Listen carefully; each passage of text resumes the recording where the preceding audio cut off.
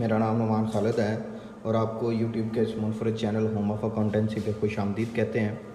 Respected student, आज हम लोग जिस क्वेश्चन की बात करने जा रहे हैं ये है 11.4a।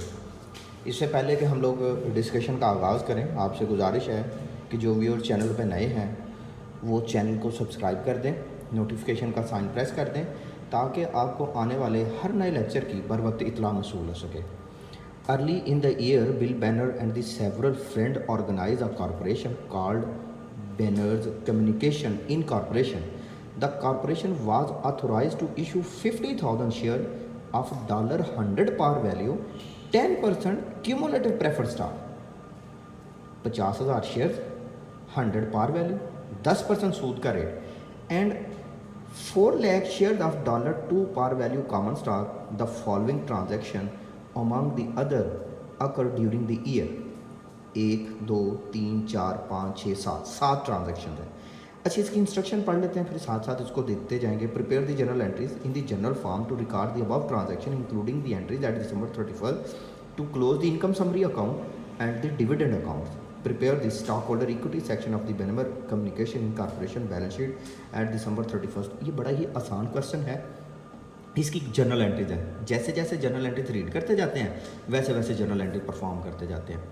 Issued for cash 20,000 shares of common stock at 14 per share.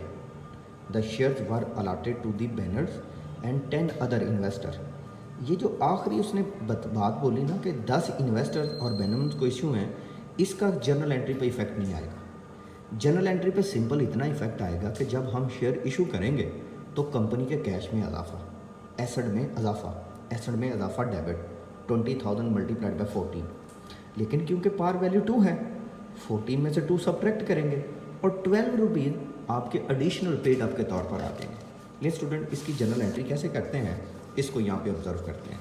हम बात कर रहे हैं सॉल्यूशन की, और सॉल्यूशन किसकी?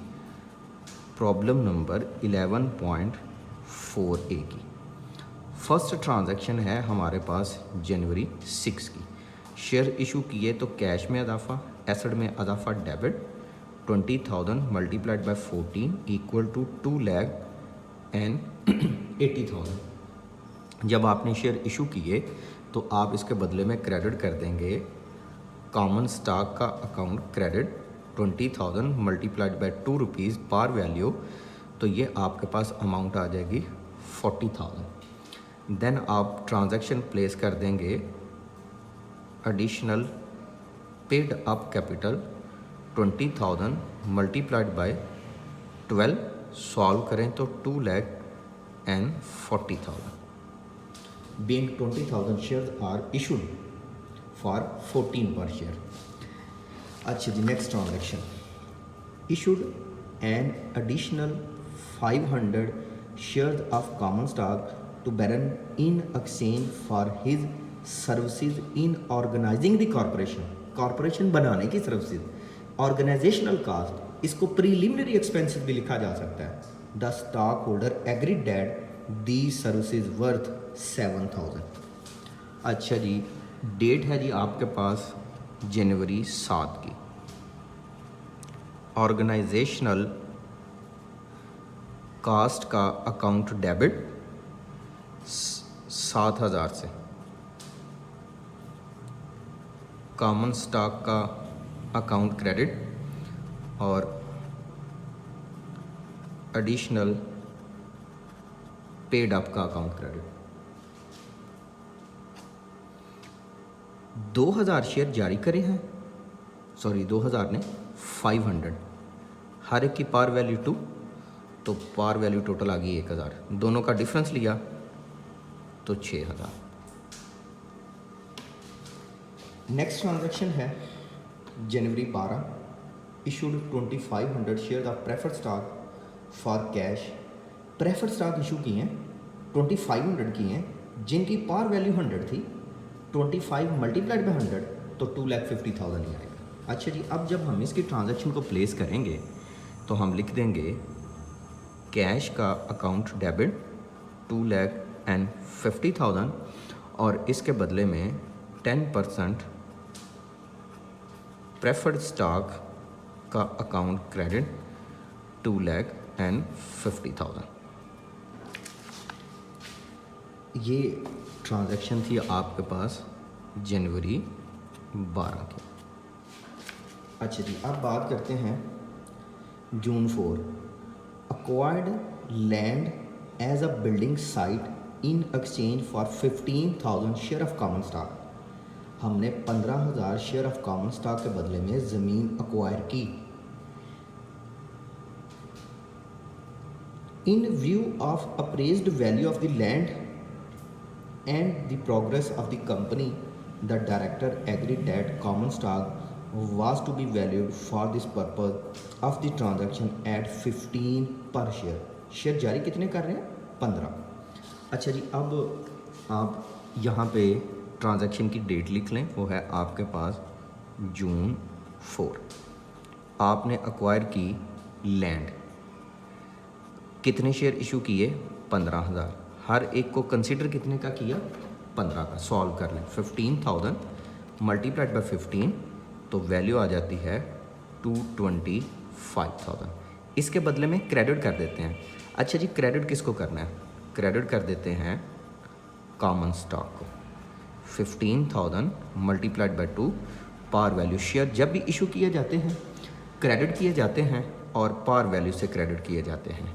बाकी पोर्शन चला जाएगा एडिशनल पेड अप कैपिटल में। इन दोनों का डिफरेंस ले लेंगे तो डिफरेंस लेने से आपके पास अमाउंट आ जाएगी 195,000। अच्छा जी बच्चों, next transaction November 15। The first annual dividend of $10 पर share was declared on preferred stock. Total share issue कितने हुए थे? 2,500 multiplied by 10 25,000। Hint the dividend by debiting the dividend and credited the dividend payable. अभी declare हुआ है, पे नहीं हुआ। ये बात है जी नवंबर की। आप लिख देंगे डिविडेंड का अकाउंट डेबिट और डिविडेंड पेबल का अकाउंट क्रेडिट। अमाउंट आएगी 2,500 मल्टीप्लाइड बाई 10। अच्छा जी, ये 10 कहाँ से आया और 2,500 कहाँ से आया? बच्चों 10 तो ये देखो परसेंटेज लिखा है, 10% प्रेफर्ड स्टॉक, 100 का 10% 10 रुपीज़। और हमने शेयर इशू भी तो 2,500 की हैं जनवरी 12 की ट्रांजैक्शन में। 2,500 मल्टीप्लाइड बाई 10 25,000। अच्छा जी बच्चों, नेक्स्ट है paid the cash dividend declare on November 15। ये नवंबर 15 को जो आपने कैश डिविडेंड डिक्लेयर किया था ये आप पे करते हैं। जब आप पेमेंट करेंगे तो डिविडेंड पेबल का अकाउंट डेबिट, कैश का अकाउंट क्रेडिट। फिर बच्चों इस डिविडेंड को आप इनकम समरी में क्लोज कर देना। डिविडेंड, ये इस डिविडेंड को, ये जो नॉमिनल अकाउंट है, रिटेन अर्निंग का अकाउंट डेबिट 25,000 से और डिविडेंड का अकाउंट क्रेडिट 25,000 से। Last transaction G, after the revenue and expenses were closed into income summary account indicate a net income of 1,47,200। Income है 1,47,000। अच्छा, जब इनकम होगी ना वो आपने रिटेन अर्निंग में ख़त्म करना है और रिटेन अर्निंग इंक्रीज़ हो जाएगी। रिटेन अर्निंग की नेचर क्रेडिट है, इसमें इजाफा कर देंगे। अगर कंपनी को लॉस होता ना बच्चों, ये मैंने इनकम समरी लिखा है, तो फिर आपने रिटेन अर्निंग को डेबिट करना था। इनकम की सूरत में रिटेन अर्निंग में इजाफा क्रेडिट, लॉस की सूरत में रिटेन अर्निंग में कमी डेबिट कर देनी है। अच्छा जी बच्चों, ये तो होगी ट्रांजैक्शन। अब इसके साथ अजाफी रिक्वायरमेंट थी, prepare the stock holder equity section of the balance communication balance sheet at December 31 is as follow. अच्छा जी, आपने कंपनी का नाम लिख लेना है, फिर आपने लिख देना जी आप बना रहे हैं स्टॉक होल्डर इक्विटी सेक्शन,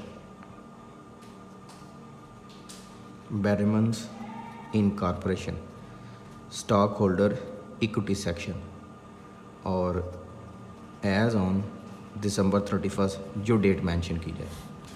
सबसे पहले 10% cumulative preferred stock $100 par value 2500 issued 25,000 से, सॉरी 2,50,000 से।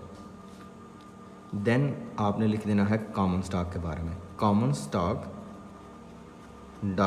$2 par value 4 lakh authorised and, अच्छा ये देखो इशू कितने हुए, 20,000 पहली ट्रांजैक्शन में,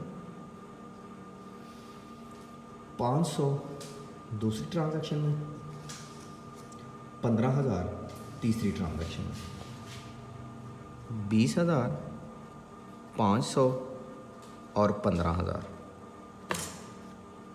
20,000 15,000 और 500, टोटल अमाउंट हो गई 35,500 मल्टीप्लाइड बाय 2, क्योंकि हमने तो यहाँ पे पार वैल्यू लिखना है। बाकी की अमाउंट आप एडिशनल पेड अप में लिख देंगे। एडिशनल पेड अप की अमाउंट कैसे आएगी ये ज़रा देखिएगा। 240 यहाँ से, 6,000 यहाँ से, 195 यहाँ से, 240,000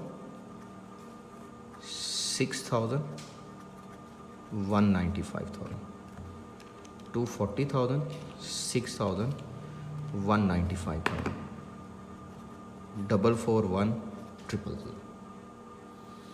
अच्छा जी, ये तो होगी एडिशनल की अमाउंट। अब बात करते हैं रिटेन अर्निंग की।